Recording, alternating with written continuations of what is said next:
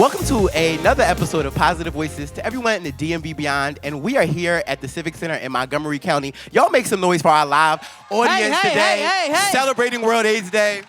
Yeah. And again, I'm here with my beautiful co-host. Let everybody know who you are. What's up, y'all? I'm T. Pearson Hall. I'm the newest co-host for Positive Voices Season 2. Team Nosy outside. Team Nosy. Yes, sir. As my co-host would say, we are outside, and it's good to be at yet another World AIDS Day celebration. You all weren't a part of the entire program, so you don't know, but I have to say this quote from Carmi Washington Flood. She really talked about how we don't make quilts anymore for World AIDS Day because we become the quilts. And so we know here at Positive Voices that every diagnosis is a story, and those stories are what help inform how we give care, how we adhere to medication, and how we move forward in ending the epidemic. And so we have two beautiful guests because we're focusing on women. We talk a lot. You all hear the statistics. Y'all hear the statistics. We're telling you how many women are becoming positive, that they're second most at risk. We learned today that of the diagnosis for women here in Montgomery County, 91%, more than 91% of them are Black women. And so we want to have these Black women share their stories. Introduce yourselves. Tell them who you are by name and how long you've been HIV positive. My name is Melkam Woldamanuel, originally from East Africa, Ethiopia, and I've been living in the United States for 28 years. I've been positive for 27 beautiful years. And can y'all clip it up? My name is Kathryn Blanton. I've been positive for 33 years, been with Montgomery County Health Department for all of that time. I have a child who was born positive. She's doing great. She's 33 years old. I came down from New York City and didn't know I was positive until my daughter was diagnosed with HIV. So we spent a lot of time at Children's Hospital trying to get her well, and today she's doing wonderful. Yeah. Thank you both for coming and sharing the stage with us today. You both have wonderful, impactful stories of your journey, right? And we're going to get into that today. But I wanted to start with you, Miss Melkam. If you could give us a little bit about, you and I had a conversation, right? And you shared some things with me that I think they need to know, because y'all nosy, right? Yeah. I think that they would like to know, right, about your journey, because you came from Ethiopia to America, right? And then you had a journey that led you to your diagnosis, right? Could you share with them a little bit about what that looks like for you? Yes, I came in this country when I was like 15 going to 16. And there is a circumstances that had happened when I was 16 years old. And actually in the end of my 16, getting ready to turn into 17, that's when I went to get tested for my green card with my mother. That's when, before I even found out, my mother had to find out and about my diagnosis. So I was even scared and about the situation had happened because we was not allowed to step outside the house and stuff like that. So when my mother came, say we got to go back to the doctor. I never forget, it was Penny Branch on Georgia Avenue, that building. I still play that number, matter of fact. So when we went back there, and I remember the doctor said, you know, you would tested positive for HIV. I said, what does that even mean? Right. And, you know, not knowing about this situation at all. And I turned around and looked at my mother. I knew that was the day, was my rebirth day for me. And so, you know, I have to have that concept to understand and study well and about this blessing. I don't even call it, you know, guys, to be honest, I don't even call this a disease, and I call it my blessing. People know that and about me. I'm glad you touched on that, because that touched me when you said that on the phone. Thank you, because... And I know I had to start reliving again. Yeah. I have to get to know myself again. So, and I give a gratitude for my Creator, give me the strength to do what I'm doing today, because it was not easy being a teenager, and I have to get to know myself, give the strength, and I was giving other people so I can continue with this journey. So thank you. Can I ask you a question? Because when we were doing the pre-interviews and you were saying, and I got the notes from T that you had said it was your blessing, my first initial response as a person living with HIV for 15 years was just like, I never heard anybody say that before. And then when I thought about it, I realized I wouldn't be doing the work I was doing if I wasn't HIV positive. This is not what I planned for myself. Yes. It's Yes, not. yes, I don't even know nobody who do this work who really. Some people, but rarely do I meet people who really are enthralled in the work who planned it. It was sort of like not HIV being my purpose, but I found my purpose through kind of that push. Is that why you call it your blessing? Yes, yes. Because if I take this and as something's happened to me, not this things happens for me, so I can do the work, and I would not want another teenager, little girl, go through what I went through. You know, so I have to be reflection. That's what I call every woman's, and I come across, you are my reflection as I am your reflection. So what you see in me is because it's already exists in you. So, Yes.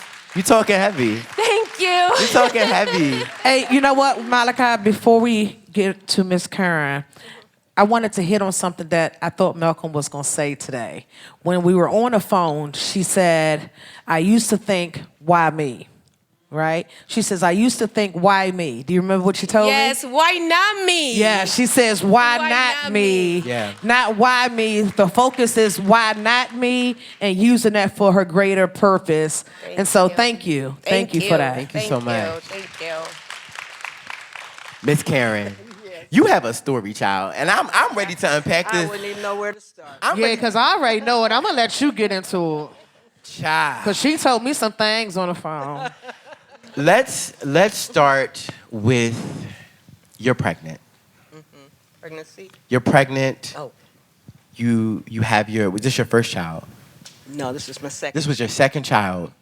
Tell me about that pregnancy, what happened, what you found out, and how that led to you being here today.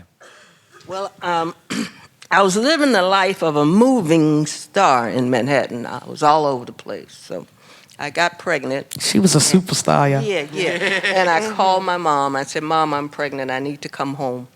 And she said, sure, not a problem. But I was on a program, a drug program in Manhattan, and they had a program where my mom would have to come and sign for the baby and all that because I wasn't allowed to take her. But anyway, she made 2 trips. We went to court. We went through that whole process. And I think that's where Grandparents' Day came about because of all the grandparents that were coming to get these kids, blah, blah, blah. But anyway, so we came back home here. I'm a graduate of Bethesda Chevy Chase High School. I went to George Washington University for a while. And we came back here and took the baby to the hospital because what I noticed, she had swollen lymph nodes. And they said, oh, she's HIV positive. So I said, well, I better get tested. At the time, my first child was doing with the psychologist at Dennis Avenue, and I noticed they had an HIV clinic there. I said, well, let me go in here and get tested. And sure enough, with Dr. Wallman and all the other fantastic people at Dennis Avenue, they surrounded me and surrounded my child, and we went to Children's Hospital. They had a nice program there for children with HIV. And for a good 6 years, a good 6 months, I was living at the hospital with my daughter. We joined the CAB, where I met some wonderful people who are in the audience now. And we've been friends ever since. Our kids grew up together. They went to camps together and all of that. But it was hard because I was still doing drugs and alcohol. That's what led to all of that. And I had to go to rehab treatments and finally decided enough was enough. And I love my kids more than I love that lifestyle. Yeah, Thank you for sharing that. absolutely. What was the moment that you found out that you were positive? And sort of give us like the circumstances around that. The moment was when I went to Dennis Avenue Health Department.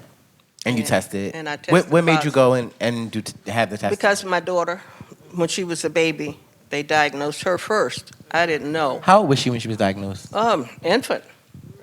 She was an infant. Mhm. So you were pregnant, and you were HIV positive and pregnant. Had the Did you have baby. any HIV tests while you were pregnant at all? No, Your whole entire pregnancy, no whole one. entire pregnancy, no test. And you know what? her experience resembles a lot of our experience. Yeah, because I know you have a child. Yeah. Were you tested while you were No. pregnant? Did No, anyone I had discuss one HIV? biological kid and I have 7 angel babies. And on all of those trips to the OB, never got an HIV test, never had a conversation about HIV or AIDS. And I think it was probably presumptive. Like when I asked for STD test at the GYN, it was this, but you're married. Because I had 2 husbands before too, but that's another episode. Y'all see it later. Y'all will see that later in the season. But thank you for sharing that, because from what I heard, right, is that you pregnant, you had a baby, your baby had some issues and had to go to the doctor. You as mom took your baby to the doctor, baby got tested, was positive. Mom, you might want to go get tested. So then you went and got tested, found out you're also positive while you're dealing with a new baby that is also positive. It was rough. It was tough. Y'all got that? Because back during that time, it was so much stigma. My own family kind of shunned us, you know. My moms would put on gloves and stuff when she handled the baby. But over the years, over time, she began to, come to meetings with us, and she would come to the cabs, and she learned a lot. So And cabs are community advisory boards for people who don't. I was going to ask that. I Yeah, thought it was yeah. a little car stand or something. Girl, ain't nobody giving you no ride. I be having to ask what the acronyms are. No, it's community advisory board. How I can't imagine, so I have to ask what it was like. Because I'm sure, the average person is not running around as a wealth of knowledge on HIV. So you were learning about HIV, about a virus that you would be living with chronically, and also learning about how to take care of a child who's HIV positive. What was that like? While also dealing with addiction. And also dealing with Yes. addiction. What was that just like? Well, it was one day at a time, because she had a lot of health concerns. We had to do porta-calf for her. We had to do G-tube feeding, and I had to learn to do all of that stuff on her. Wow. Yeah, and nurse would come to the house once or twice a month, and we'd hold her down and do what we had to do. Yeah. And like I said, all of that, and in an alcoholic environment, so it was tough. Yeah. Well, can I just honor for a second? I just want to honor sobriety. I want to honor recovery. Yeah, Yes. 12 years. Yes. 12 Definitely. years, she said. 12 years. I'm 7 years on my recovery from prescription pain pills, and so I honor you. Yeah. And we honor you. We honor you. Listen, she said one day at a time. I'm like, second to second. Baby. Yes, for sure. Melkam, I want to circle back to you because I know that we have a large Ethiopian community here in the district, in the DMV. But questions I have, right, just as a person who's worked in the field for a long time, I know that culturally things are seen differently. You kind of talked about not being allowed to do certain things or like the response of people in your community. What was it like having to be in a whole new culture, a whole new environment, a whole new country, and have to deal with that, have to deal with HIV and how we socially look at that here, and then also your community from home is still here too, and those are different social standards. What was that whole thing like for you? What was that whole experience like for you? Yeah, like I was saying, and I had to literally relearn who I really am, at the moment. So, the fear, the stigma was real. It still is. Like I say last year, in this country, we just started wearing this mask when the pandemic hit. Yeah. But in my country, in my community, we've been wearing masks as long as I remember, because you can't talk about this. You can't. So what I like now, my work in my community with the mental health and HIV prevention, and at first, I literally talk to women to love yourself, honor yourself, and be ready for the rejection first.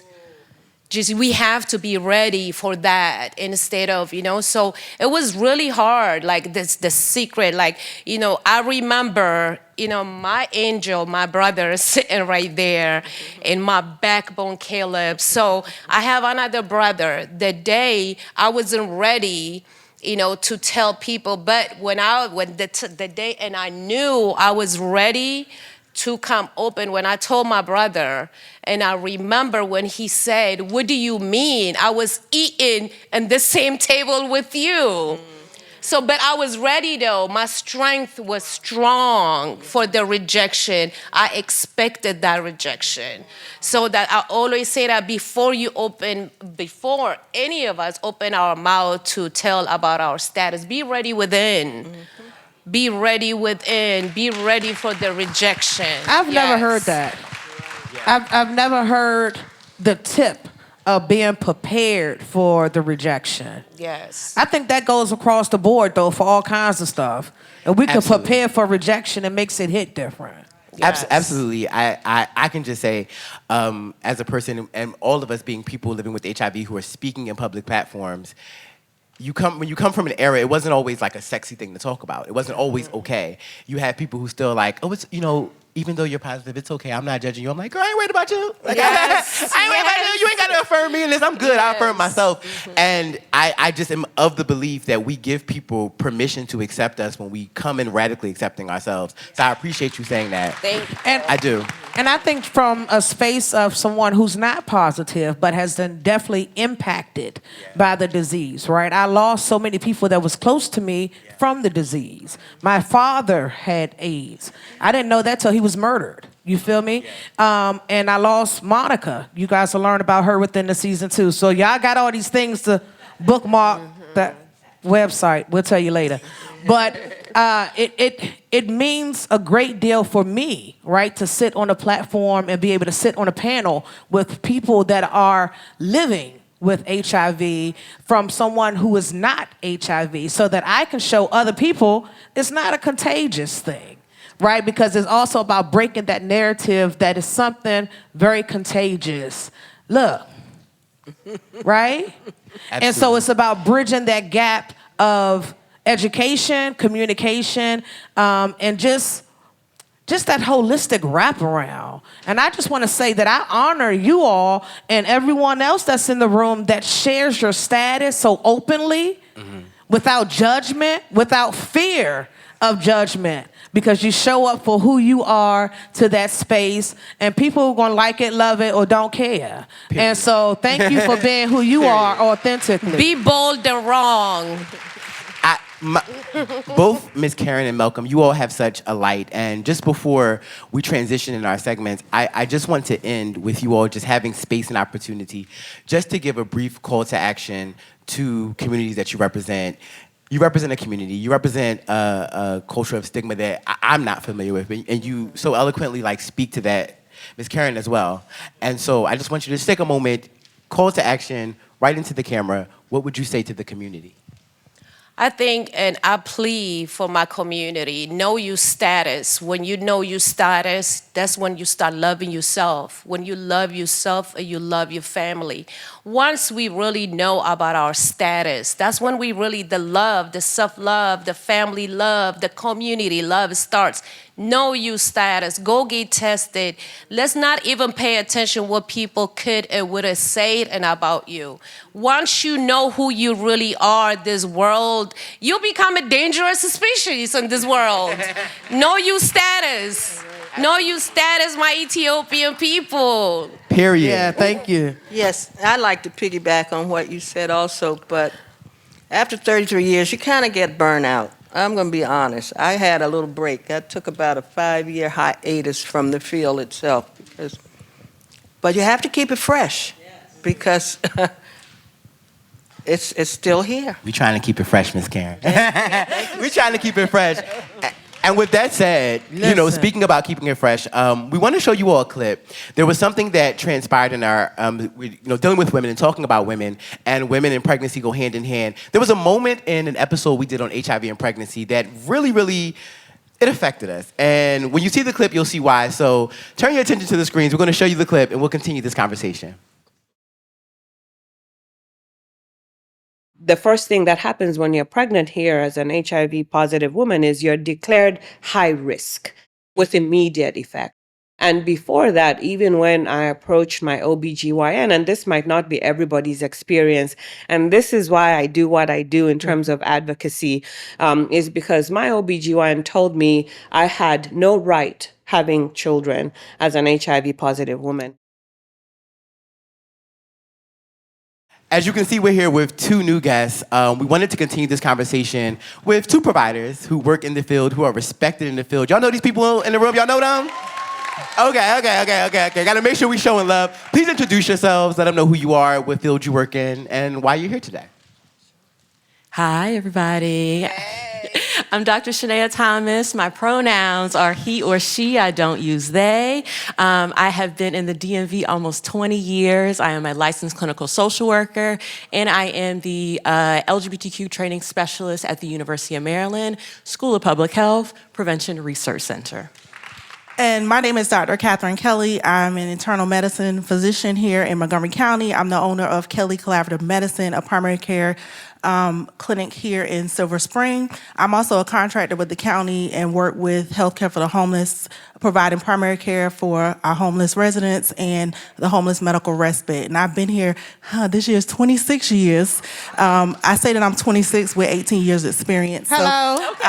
It's the owner for me, though. Hello. I'm the owner, okay? It's the name in the emphasize company. She don't work for none of them. Jacket. The jacket with the name. Period. So, look, Malachi, before we get into these wonderful clinicians, right, I have a question for you. What's up? So the last panel, our wonderful Miss Kathryn and Melkam, when we had that conversation, right, about as Black women not going to the doctor and not having HIV testing, right, I watched your reaction, right, and so as a healthcare professional, right, how did it make you feel to know that all of the work that you guys talk about in the office, right, it's not really being done out here in the streets because we're not getting tested unless we ask. So how you feeling about that?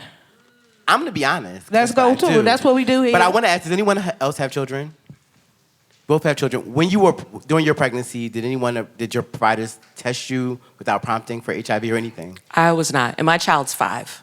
Right. See. So I have 3 children. My oldest one I had when I was 15, so I can relate to some of the people on the stage. And I've talked about this before, that I could have been them in that environment. I don't remember at that point, but I do know with my last few I was. And I hope it's not just because I'm a physician that they tested me. But we did talk about the standard of care is supposed to be testing at the initial visit and then tested in the 3rd trimester.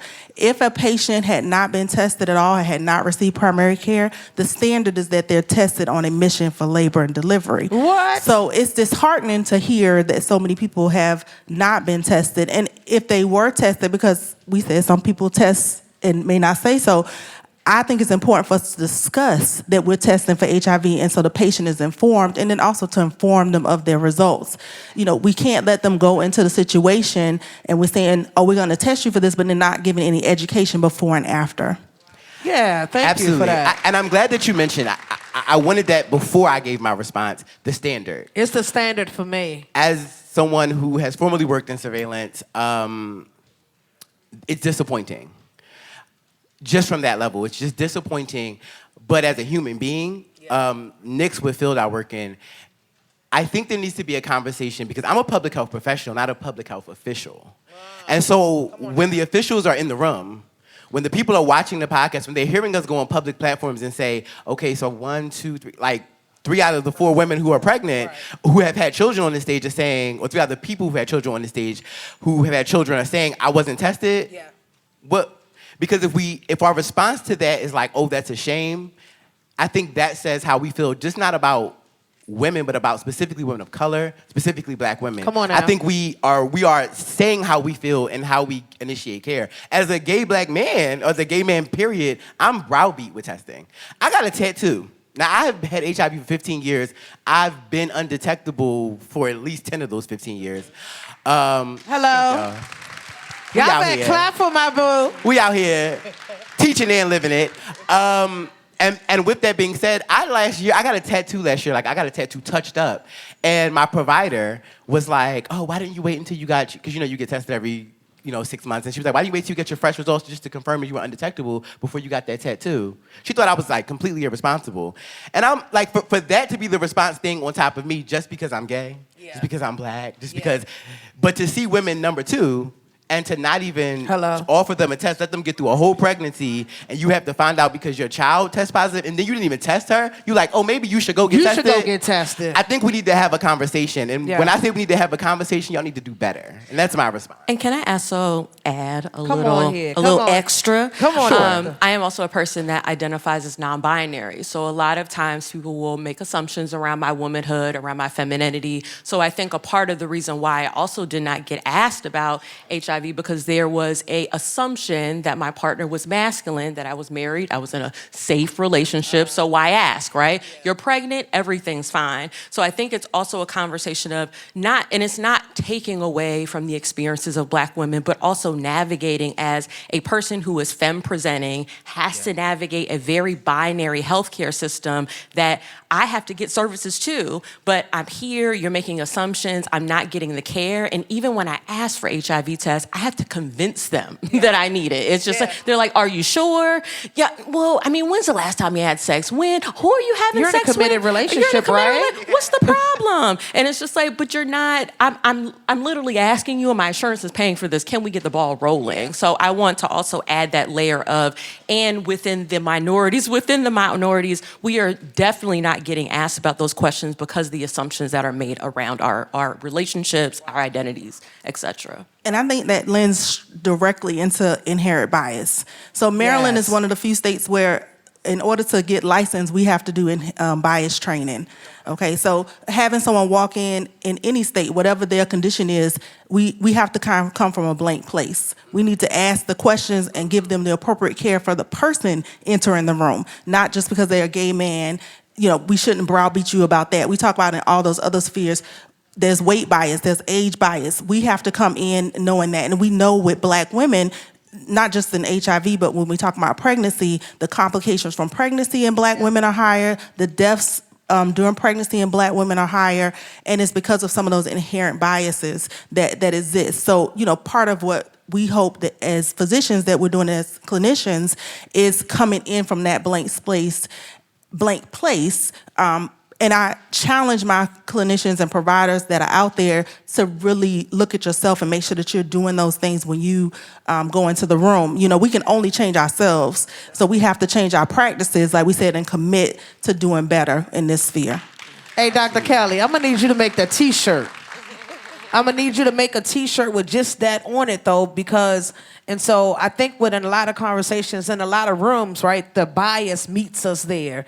And so for me, it's like crazy that that's even something that's being taught now. To sit your bias outside the door before you come into a room. That's a class. That's a training. That's a workshop. But what we know is that people can go do all of that and still come into the room who they are. And so I think what you were saying, Dr. Thomas, of like just being that voice and advocating and saying, you're not going to talk to me like this. You're not going to do this. You're not going to do that. And like Malachi said, and find a new provider real quick. And then I think that holds their feet to the fire. And if I could say, because I do want to give grace and room for people to be human when it comes to bias. We all have it. Yes. And I can be critical of the fact that, like, okay, I'm a gay Black femme man, so you see me as hypersexual. You assume this is a woman, so you see them as pure. They don't need it. I can critique that bias, but then when I look at my own bias and I have to confront myself, because if you're doing this work, and you're not confronting your own bias, you are in the wrong line of work. Please find something else to do, because we constantly have to grow. And even with Dr. Thomas, when we had happy hour, you Shania, and I'm like, this is one of my butch queens. Like, we out here talking, and I've never in my life thought of you as a woman in that space. And as soon as you're Dr. Thomas and we get on the stage, I immediately like go back to that. We had a conversation the other day. I was like, I don't know why I do that. And can you talk a little about what it's like as a provider, even navigating that space as someone who's non-binary, and what healthcare looks like and social determinants of health? Absolutely. Shout out to know what you're getting into, right? I know that I'm going to get discriminated against when I walk in the door. Why is that? Because we're whole people, right? Yeah. I am a person that, yes, I'm Black and non-binary and queer, but I'm also from the South. My parents are very Southern Baptists. You know, I have preachers in my family. Like, I know where that comes from. So I don't want to discredit people's identities when they come into the room, but I want to challenge people, right? I know we're using these big words like DEI DEI and decolonization. It's like, what does that even mean? Well, it means just going back and examining, what did I learn? Is this helpful? Is this going to help make space for another person? How am I going to make sure that people are in the room and counted? Again, just because I'm non-binary, I don't want to discount Black women in the room, but also, and shout out to my people who have been in my trainings, who have came up to me and said, like, I'm a Black woman and I don't like wearing dresses every day, right? Like, even like, oh, I don't like doing those gender roles. Like, there's even for no matter how you identify, there's always something to decode, unlearn. And so I just come into the room knowing that we just come from a very binary world. We don't live in a world where we're not racist or sexist or homophobic or transphobic or queerphobic. Like, we just live in a place to where we have to constantly unlearn, and that's growing, that's evolution. So I give grace, but I'm also going to keep you accountable for your actions because people are dying, right? So. And I was going to say, one of my patients told me best, they would say, trust but confirm. Like, you may trust your partner, but I'm going to confirm that they're doing the things that they're supposed to do. Yeah, you got to check. We're going to trust and confirm. And I think you hit on a lot of other things when we in a lot of spaces right now, we're talking about health inequities. And part of it is you need to find providers that have shared experiences. And like I said, so when I'm sitting up here listening to the stories, as a 15-year-old teenage parent, I could have been HIV positive at that point, because if you have an unprotected sex to get pregnant, you have an unprotected sex to get HIV. Okay, I could have also been in the realm of being HIV positive. My uncle died of HIV from IV drug use. So all of those things. I'm a healthcare provider. I could have been HIV positive because I got a needle stick in the hospital. That's a part of transmission as well. I could have been somebody before they were testing for HIV in blood, and I got a transfusion and I got positive in that way. So I think we're looking for providers that have a shared experience. I'm the president for the Howard University Medical Alumni Association, and a big part of what we're trying to do is get more Black and brown doctors out there to take care of Black and brown patients. But I also think we have to get more non-binary doctors, LGBTQ doctors who have that shared experience, because they can also create those spaces. As allies, we have to create safe spaces so people feel comfortable coming in and talking to you about their sexual health. I got some patients in the audience. Shout out to them. Hopefully, I've created a space where you feel comfortable coming into my space and talking about your sexual health. And I also want to say one last thing about our aging population. Our 65 and up and our postmenopausal women and men are out there enjoying their best life in every way possible. They are. So I think when we're talking about Black women in that space, we also have to think about those who are no longer in a state where they can become pregnant, because they take out those barriers to preventing STDs and things like that. So our 65 and up population are some of the highest rates of STDs in the country. So we don't want to leave them out either. Yeah, they getting it in. We had a guest on our show, on the live show last night, say that they were 69 but still looking to 69. Yeah. And I said, well, shout out to you. I hope I'm still that he was rubbing his nice velvet pants. He was rubbing his velvet. Yeah, that's somebody I want to go to happy hour with. Like, tell me about that. I want you all, first of all, thank you for sharing. Thank you for being here. Before we close, I just want you to give your own call to action as providers who have shared experiences with these communities. A moment to speak both to the community and your colleagues. A quick call to action, whatever you feel really needs to be shared as we celebrate World AIDS Day. It takes us all. It's all of our duties to be able to speak up and to say something and to do something. And even if you are not a person of a certain lived experience or a certain identity, then find your place, right? There's a place for all of us. There's a role for all of us, even if it's in the work or even if it's in your private life. Like, as a person who is negative and who takes PrEP, I talk to all of my friends about, like, yeah, you too, girl. Yeah, you too, girl. Yeah, let's make sure that we can find a prescription. Let's make sure we can find a doctor. So find your place. Just because you are not a part of a certain experience doesn't mean that we don't need help, and doesn't mean we don't need hands. We need community, right? We need each other. So step up. It's time. Step up. It's time. I think to everyone out there that is seeing patients from a medical standpoint, make sure you're testing. Don't be scared. Don't use it as a taboo. Test everyone. Ask the question. we're going to test you for HIV today. I am commit to do better about that too, and also committing to talking about PrEP. I want to give a shout out to Dr. Thomas on this because mental health is a huge part of these inequities that we're talking about that lead to some of the behaviors we talk about when it comes to being high risk. And we also know that being high risk, like we said, it ain't about being high risk. Anybody can get it. But when we have mental health concerns and there's not resources in the community for that, that also tends to be an inequity that leads these other health concerns that we see. So get tested, get your provider to get tested, and challenge them to do the same and get others tested and talk about PrEP. Awesome. Great. Thank you all for just sharing your expertise with us. Thank y'all for being part of our live audience today. Right? It's been amazing. Give yourself a round of applause. Give yourself a round of applause. So listen, if you would like to catch up more, you want to check out season 2 of Positive Voices. You want to catch up on episodes of season 1 of Positive Voices. Head to DCN's HIV/podcast. Y'all got it? DCN's HIV.org. That's /podcast. You're going to check us out. If you would like more resources, right, you can head to linkudmv.org. Put in your zip code, wherever you at. Put it in. It's going to list you some resources that you can connect with. And with that, we thank you for taking your time with us for Positive Voices. Yeah. I live taping, baby. We was outside in Montgomery County. World AIDS Day, Montgomery County. Thank y'all. Bye, everybody.